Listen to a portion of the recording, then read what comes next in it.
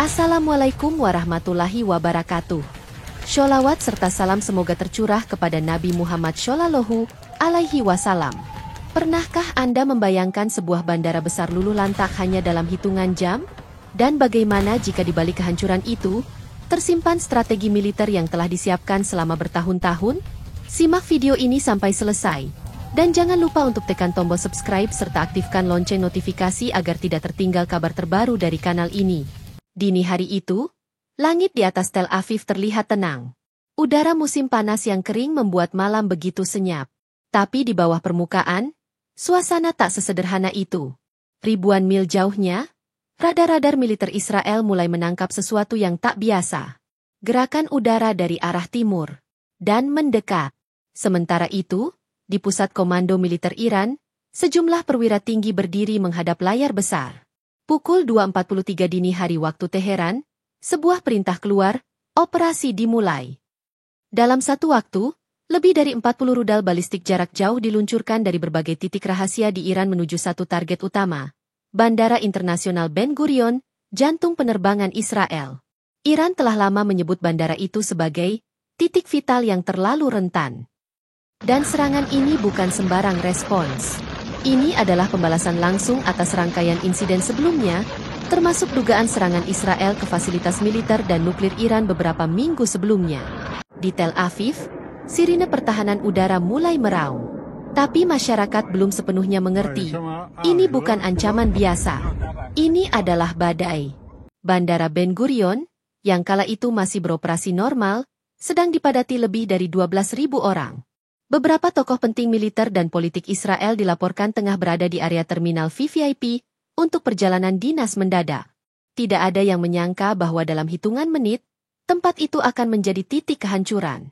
Sementara itu, sistem pertahanan Iron Dome Israel langsung diaktifkan. Beberapa rudal berhasil dicegat. Tapi rudal-rudal yang datang bukan hanya banyak, melainkan juga berlapis dan berpola acak. Teknik yang sudah lama dipelajari dan dikembangkan Iran untuk mengelabui pertahanan modern. Dalam waktu kurang dari 12 menit, sistem Iron Dome mulai kewalahan. Rudal ke-11, ke-15, dan ke-19 berhasil melewati lapisan perlindungan udara dan menghantam landasan pacu, ruang kontrol lalu lintas udara, dan terminal penumpang. 3 ledakan besar terdengar hampir bersamaan. Langit yang semula gelap kini berubah merah membara. Api membumbung tinggi. Alarm darurat berbunyi tak henti-henti. Kru bandara berlari. Orang-orang berteriak. Tapi semuanya terlambat. Serangan itu hanya berlangsung 4 jam. Namun dampaknya tidak main-main. Ketika fajar menyingsing di Tel Aviv, Bandara Internasional Ben Gurion telah berubah menjadi lautan puing dan kobaran api. Video-video dari lokasi menunjukkan pesawat komersial yang hangus, sisa bangunan terminal yang runtuh, dan ambulans serta mobil pemadam kebakaran yang tak pernah berhenti keluar masuk. Dunia baru saja menyaksikan salah satu serangan tercepat dan paling mematikan dalam sejarah modern Timur Tengah. Langit Tel Aviv yang semula gelap, kini berubah menjadi neraka yang membara. Api menjilat langit, asap hitam mengepul tinggi, dan raungan sirene bercampur dengan jeritan kepanikan. Tepat pukul 3.09 dini hari, rudal ke-22 menghantam menara kontrol utama Bandara Ben Gurion. Serangan ini adalah titik kritis. Dalam hitungan detik, komunikasi udara lumpuh total. Tak ada lagi sinyal. Tak ada lagi koordinasi. Beberapa pesawat yang sedang bersiap lepas landas diarahkan untuk membatalkan penerbangan. Namun, situasi menjadi mustahil. Salah satu pesawat sipil Boeing 787 yang terisi penuh penumpang sempat tergelincir dari jalur saat pilot mencoba memindahkan pesawat ke tempat aman. Ledakan dari rudal ke-26 menghantam hanggar teknis hanya beberapa ratus meter dari sana. Gelombang kejutnya membuat jendela bandara pecah berhamburan. Potongan logam dan kaca menghujani terminal utama. Di dalam ruang VIP, 5 tokoh penting Israel tengah bersiap terbang ke Yerusalem untuk menghadiri rapat keamanan terbatas. Mereka termasuk satu mantan kepala dinas rahasia dan 2 pejabat senior kabinet keamanan. Namun serangan rudal ke-29 menghantam langsung area VVIP. Semua personel di dalamnya tewas seketika. Total kehancuran mulai terlihat jelas. Menurut data dari Kementerian Kesehatan Israel yang diterbitkan beberapa jam kemudian, korban jiwa mencapai 2.000 orang. Dari jumlah itu, hampir setengahnya adalah warga sipil. termasuk anak-anak, staf bandara, dan turis asing. Lebih dari 3.000 orang luka-luka, sebagian besar dalam kondisi kritis. Rumah sakit di sekitar Tel Aviv kewalahan. Pusat medis Sheba dan Ichilov bahkan mengubah parkiran bawah tanah menjadi ruang gawat darurat tambahan. Relawan medis berdatangan. Tapi situasi terlalu kacau. Media internasional mulai memberitakan insiden ini sebagai serangan bandara paling mematikan abad ini. CNN menyebutnya titik balik. Sementara Al Jazeera menggambarkannya sebagai sinyal kuat bahwa peta kekuatan di Timur Tengah telah bergeser. Iron Dome tidak cukup. Masyarakat Israel selama ini percaya bahwa Iron Dome adalah perisai langit yang tak tertembus.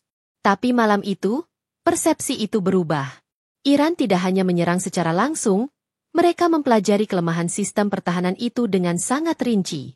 Rudal yang ditembakkan memiliki pola manuver acak, kecepatan bervariasi, dan diluncurkan dalam gelombang berurutan. Semua itu untuk melewati saturasi sistem pertahanan. Seorang pakar militer dari Jerman menyebut bahwa Iran tidak sekadar menyerang, tapi menguji dan menang. Kalimat itu menjadi headline di banyak media barat esok paginya. Reaksi pemerintah Israel. Perdana Menteri Israel, dalam pidatonya yang disiarkan dari bunker pertahanan, menyatakan, "Kami sedang menghadapi tragedi besar. Ini adalah hari tergelap sejak berdirinya negara ini. Namun kami tidak akan tinggal diam. Kami sedang merumuskan jawaban yang setimpal." Pernyataan itu membuat pasar saham anjlok dan masyarakat internasional tegang. Amerika Serikat mengadakan pertemuan darurat dengan para sekutu NATO. Sementara Rusia dan Tiongkok menyerukan agar semua pihak menahan diri dan menghindari eskalasi lebih lanjut. Namun satu pertanyaan menggantung di benak semua orang. Apakah ini hanyalah pembalasan satu arah? Ataukah awal dari babak baru yang jauh lebih besar? Iran sendiri, lewat juru bicara militernya, mengatakan bahwa operasi ini telah selesai dan tidak akan dilanjutkan jika tidak diserang balik. Namun bagi banyak analis, serangan sebesar ini tidak mungkin tanpa konsekuensi lebih jauh. Fajar belum sepenuhnya menyingsing, namun Israel telah berubah. Bandara Internasional Ben Gurion, kebanggaan nasional, pintu gerbang utama negeri itu, sekarang hanya menyisakan kerangka besi hangus, landasan yang terbelah, dan tangisan para korban. Dalam satu malam, simbol stabilitas dan mobilitas negeri itu musnah. Dan bukan hanya infrastruktur yang hancur, tapi juga rasa percaya diri rakyatnya. Ibu kota dalam kepanikan. Tel Aviv, kota yang biasanya tidak pernah tidur, pagi itu terdiam. Jalan-jalan yang biasa ramai kini kosong. Suara sirene ambulan dan kendaraan militer menggantikan hiruk-pikuk biasa. Pemerintah Israel segera menetapkan status darurat nasional, memerintahkan semua warga untuk tetap berada di rumah, dan mengaktifkan sistem pertahanan tambahan di titik-titik strategis, termasuk gedung Knesset di Yerusalem. Di ruang Komando Militer Pusat, para jenderal tidak hanya sibuk menilai kerusakan, tetapi juga menyusun kemungkinan serangan balasan. Namun masalahnya, serangan itu datang terlalu cepat, terlalu terorganisir, dan terlalu dalam. Banyak sumber menyebut bahwa Iran menggunakan rudal tipe terbaru yang selama ini tak pernah diuji cobakan secara publik. Rudal itu membawa daya ledak tinggi, tapi lebih kecil, lebih cepat, dan lebih sulit dideteksi radar konvensional.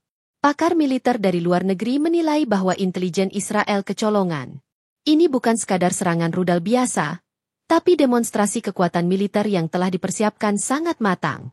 Dan lebih mengkhawatirkan lagi, Iran hanya menyerang satu sasaran, namun dampaknya melumpuhkan seluruh negeri. Pemerintah kehilangan orang-orang penting. Dari informasi resmi yang dikonfirmasi oleh saluran berita nasional, di antara 2.000 korban jiwa, terdapat mantan kepala Mossad, 2 pejabat senior Kementerian Pertahanan, Wakil Menteri Perhubungan, 1 jenderal aktif yang sedang dalam perjalanan dinas. Kehilangan tokoh-tokoh itu bukan sekadar kehilangan nyawa, tapi juga kehilangan koordinasi, pengalaman, dan kekuatan strategis pada masa krisis.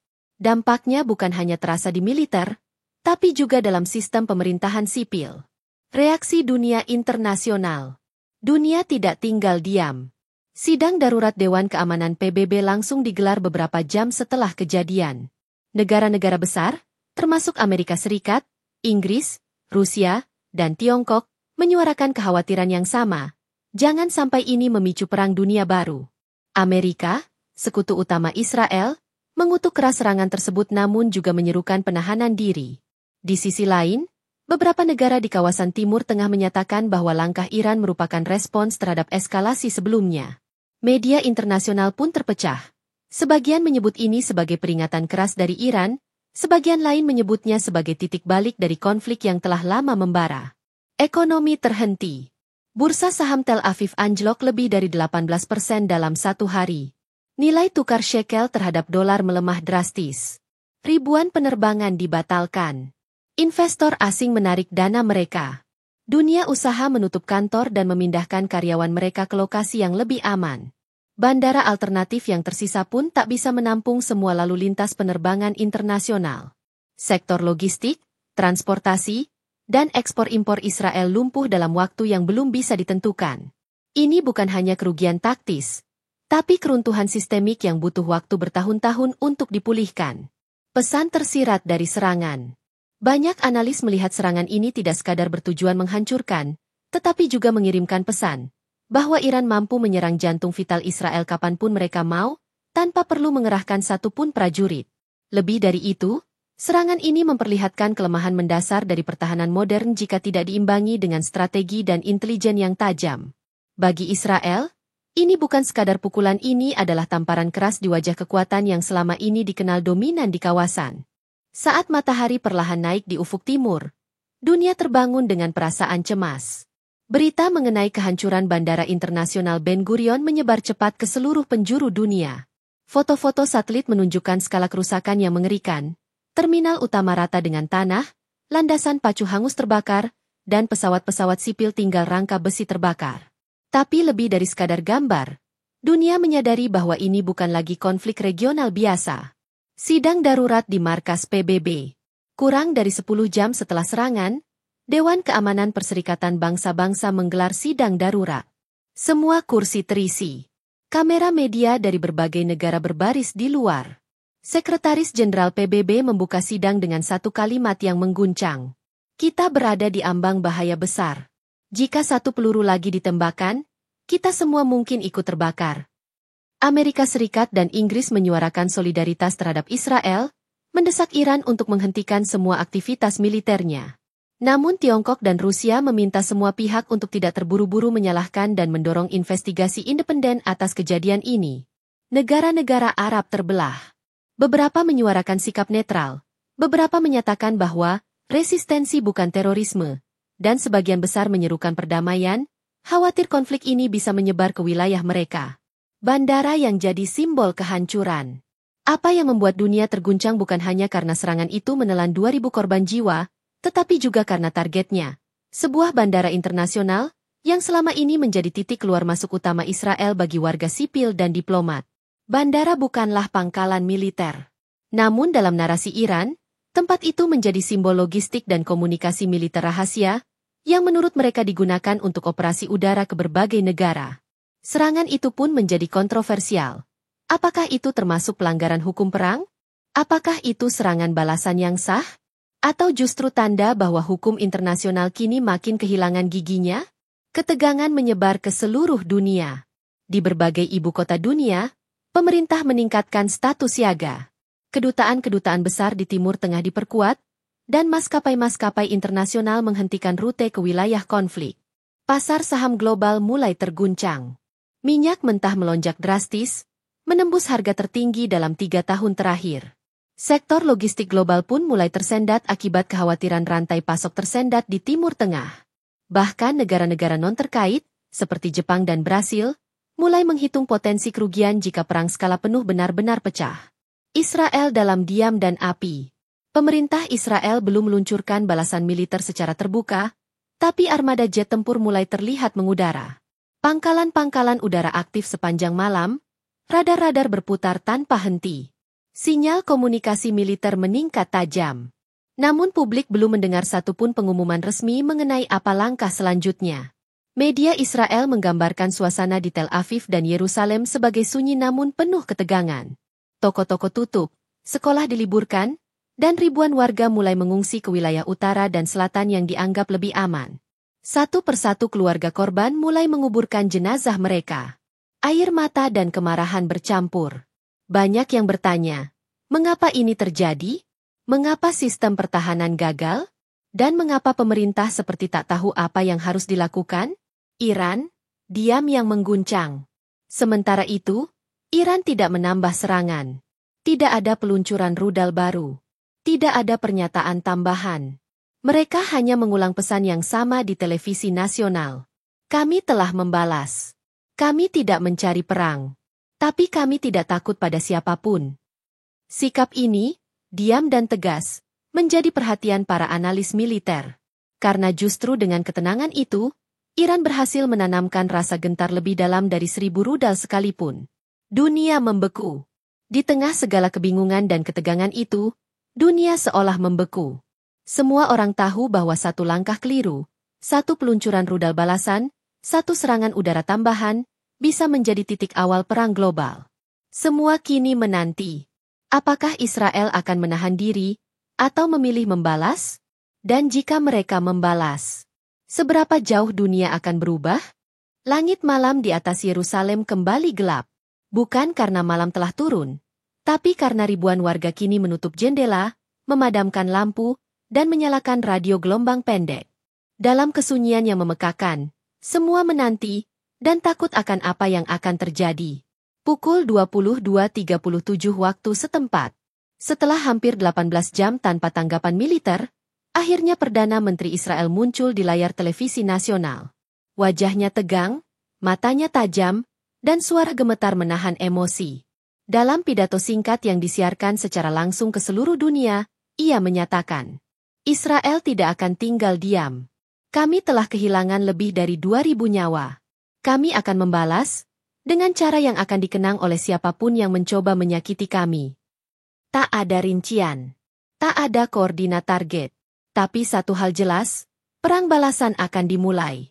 Dan saat pidato itu usai, dunia sadar bahwa pintu menuju kegelapan telah dibuka. Operasi rahasia dimulai.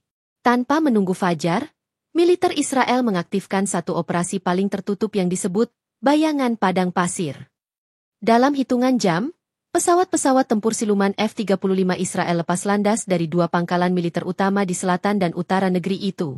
Mereka tidak membawa banyak bom, namun apa yang dibawa memiliki dampak destruktif tinggi, rudal presisi jarak jauh dan sistem gangguan elektronik canggih. Target utama bukan kota besar di Iran, bukan pula pangkalan militer umum, tapi pusat infrastruktur strategis, termasuk fasilitas energi, jaringan komunikasi, dan situs militer tersembunyi yang selama ini dicurigai sebagai pusat komando rudal Iran. Di saat yang sama, kapal selam Israel kelas Dolphin dilaporkan mulai bergerak di perairan Teluk Persia. Ini adalah sinyal serius, karena kapal selam jenis ini diketahui mampu meluncurkan rudal jelajah dari bawah permukaan laut, tanpa peringatan. Dampak global langsung terasa. Saat berita mengenai pesawat tempur Israel yang mulai menyerbu wilayah udara Irak dalam perjalanan menuju Iran tersebar, harga minyak dunia melonjak lebih dari 30% hanya dalam waktu 2 jam. Bursa saham Eropa dan Asia langsung anjlok. Maskapai penerbangan internasional membatalkan semua rute menuju Timur Tengah. Bahkan sejumlah negara di Afrika dan Eropa mulai mengaktifkan protokol pengungsi dan cadangan pangan mereka. Di dalam negeri, Israel mengumumkan mobilisasi pasukan cadangan dalam jumlah besar. Puluhan ribu tentara dipanggil. Pemerintah membagikan masker dan perlindungan kimia di beberapa kota. Situasi menjadi sangat mencekam. Dunia meminta Israel berhenti, tapi terlambat. Negara-negara besar seperti Amerika Serikat, Inggris, Prancis, bahkan negara-negara Teluk mendesak Israel untuk tidak memperluas konflik. Namun perintah telah keluar. Komando sudah dijalankan.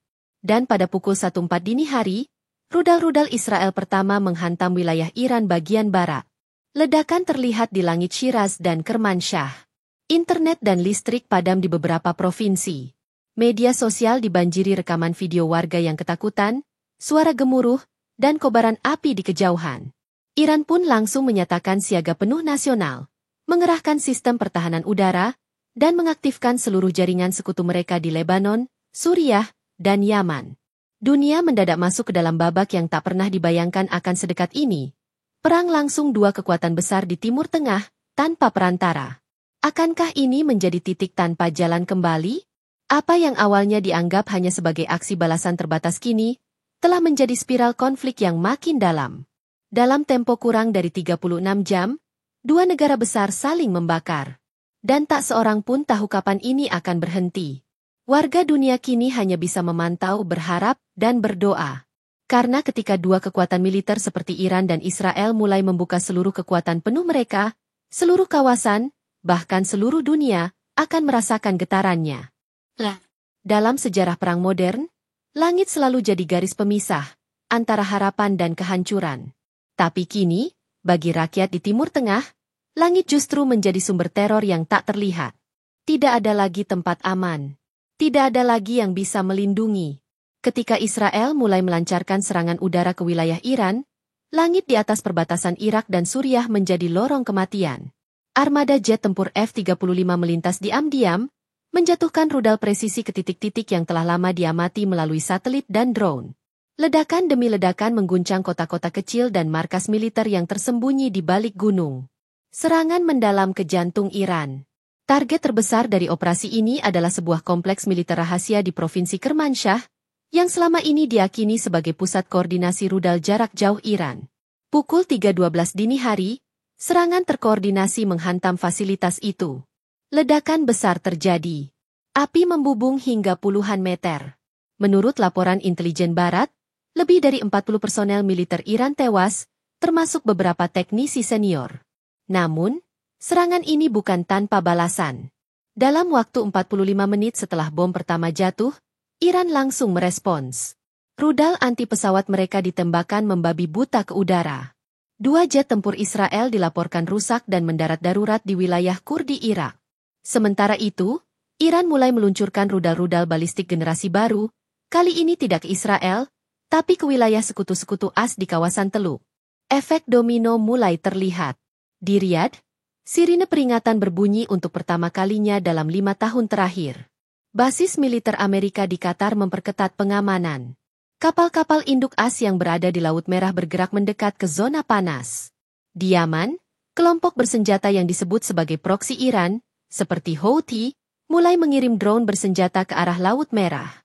Dunia kini melihat bahwa konflik tidak lagi hanya antara Iran dan Israel, tapi berubah menjadi konflik regional dengan potensi global. Di Tel Aviv, situasi makin mencekam. Setelah menerima serangan rudal balasan, pemerintah Israel memutuskan untuk mengosongkan wilayah selatan. Kota Beersheva dan Eilat ditinggalkan. Ribuan orang mengungsi ke arah utara dan ke Golan Heights. Di sisi lain, penduduk di Teheran mulai mengalami pemadaman listrik bergilir. Pasokan bahan bakar terganggu. Internet dibatasi. Ketegangan makin terasa. Langit Timur Tengah menjadi neraka. Apa yang terjadi dalam 72 jam terakhir belum pernah terjadi dalam sejarah modern kawasan. Total lebih dari 120 rudal dan drone telah digunakan kedua belah pihak. Tak terhitung bangunan yang hancur, korban sipil yang jatuh, dan wilayah urban yang berubah menjadi zona perang. Organisasi internasional mulai angkat tangan. Palang Merah dan WHO mengirimkan tim bantuan ke perbatasan Irak dan Yordania, namun tak bisa menjangkau pusat-pusat krisis di dalam Iran dan Israel. Diplomasi seolah tak berfungsi. Presiden PBB menyatakan, jika tidak ada gencatan senjata dalam 24 jam ke depan, Timur Tengah akan memasuki babak yang tak pernah bisa dipulihkan sepenuhnya. Pertahanan modern ternyata rapuh. Yang mengejutkan dunia bukan hanya skala serangan, tapi kegagalan sistem pertahanan modern untuk memberikan rasa aman. Iron Dome, Arrow System, bahkan pertahanan udara Iran yang selama ini dipuji sebagai kebanggaan teknologi Rusia, semuanya tampak tak cukup cepat, tak cukup banyak, tak cukup tepat. Ini bukan lagi soal siapa menembak siapa. Ini tentang seberapa lama manusia bisa bertahan dalam kondisi dunia tanpa batas antara musuh dan korban. Langit kini tak lagi menjadi tempat perlindungan, tapi ancaman yang terus menggantung, siap menyapu siapa saja, kapan saja. Minggu pagi. Waktu telah berlalu sejak rudal pertama melesat dari dataran Iran menuju Tel Aviv. Tapi debu kehancuran belum juga turun. Ledakan demi ledakan telah reda. Namun getarannya masih terasa. Bukan hanya di tanah yang porak-poranda, tapi di dada setiap manusia yang kehilangan, dan dunia yang masih menahan napas. Kota-kota tanpa suara. Teheran dan Tel Aviv kini bagai dua kota bayangan. Di satu sisi, Ibu kota Iran terkurung oleh ketakutan akan serangan susulan. Di sisi lain, Israel hidup dalam kekosongan, dengan bandara utama hancur dan infrastruktur komunikasi lumpuh. Kedua negara ini, yang selama bertahun-tahun saling menebar ancaman, kini benar-benar masuk ke medan yang selama ini hanya dibicarakan dalam teori, konflik terbuka. Jalan-jalan utama sepi. Masjid dan sinagoga lengang. Rumah-rumah ibadah berubah menjadi tempat perlindungan. Orang-orang menatap langit bukan lagi untuk berdoa, tapi untuk berjaga, takut akan kilatan cahaya dan dentuman yang bisa muncul sewaktu-waktu. Korban terus bertambah. Data terakhir dari Organisasi Kemanusiaan Internasional menyebutkan bahwa total korban tewas di kedua pihak telah menembus lebih dari 3.800 orang. Ribuan lainnya luka parah. Rumah sakit kewalahan. Pasokan medis tersendat. Bahkan ambulans pun menjadi target di beberapa wilayah konflik. Tapi bukan hanya angka yang membuat dunia tercengang, melainkan wajah-wajah korban, anak-anak yang tertimbun puing, ibu-ibu yang kehilangan seluruh keluarga mereka, dan lansia yang berdiri sendiri di tengah reruntuhan, tak tahu kemana harus pergi. Sinyal gelap dari langit. Malam hari di hari keempat konflik, laporan-laporan baru muncul. Deteksi sinyal elektromagnetik dari wilayah utara Israel. Beberapa analis pertahanan menduga ini merupakan bagian dari sistem persiapan rudal balistik jarak menengah, rudal yang bisa menjangkau lebih dari sekadar ibu kota musuh. Iran pun meningkatkan status kesiapan nuklir sipil mereka. Reaktor Arak dan Natanz dilaporkan dijaga ketat. Satelit mata-mata internasional mulai mengambil posisi tetap di orbit untuk memantau pergerakan di dua negara itu secara real-time. Analis Barat menyebut situasi ini sebagai titik tanpa jalan kembali. Jika salah satu pihak melangkah 1 inci saja ke arah senjata pemusnah massal, maka bencana kemanusiaan berskala global tak bisa dihindari. Kebisuan dunia. Tak ada negara yang benar-benar bisa menghentikan ini. Amerika terlalu hati-hati. Rusia terlalu sibuk di Eropa Timur. Tiongkok menjaga jarak. Uni Eropa terpecah. Liga Arab hanya bisa mengeluarkan pernyataan keprihatinan. Bahkan PBB yang biasanya cepat membuat resolusi, kini hanya bisa menyerukan. Hentikan sekarang. Atau sejarah akan mencatat kita sebagai generasi yang membiarkan api membakar bumi. Namun harapan masih ada. Di balik reruntuhan dan debu, tetap ada secercah harapan. Video seorang bocah Iran yang mengulurkan air ke tentara yang terluka. Seorang warga Israel yang menyelamatkan bayi Suriah yang terbawa arus pengungsian. Dan relawan-relawan dari luar negeri yang tetap masuk, walau tak dijamin keamanannya. Karena meskipun bom telah dijatuhkan, dan peluru telah ditembakkan, manusia tetap punya pilihan untuk memutus rantai dendam atau memperpanjangnya hingga generasi berikutnya. Akhir yang belum berakhir. Kini, setelah 4 hari penuh darah, api, dan kehancuran, debu di atas langit timur tengah masih menggantung. Belum turun. Belum tenang. Karena perdamaian bukan hanya tentang menghentikan perang, tapi tentang memahami luka, dan berani memulai dari puing-puing. Dan pertanyaannya bukan lagi, siapa menang, siapa kalah? Tapi, berapa banyak yang masih tersisa untuk bisa diselamatkan? Pakupin penutup aman untuk konten YouTube. Demikian kisah nyata dan perkembangan terbaru dari konflik antara Iran dan Israel yang sedang mengguncang dunia. Semoga dunia segera menemukan jalan damai sebelum semuanya terlambat. Video ini dibuat untuk tujuan informasi, bukan untuk memihak atau memprovokasi siapapun. Jika Anda merasa narasi ini penting untuk diketahui publik, silakan klik subscribe, like, dan bagikan video ini agar lebih banyak orang mendapatkan pemahaman yang utuh, berimbang, dan manusiawi. Wassalamualaikum warahmatullahi wabarakatuh.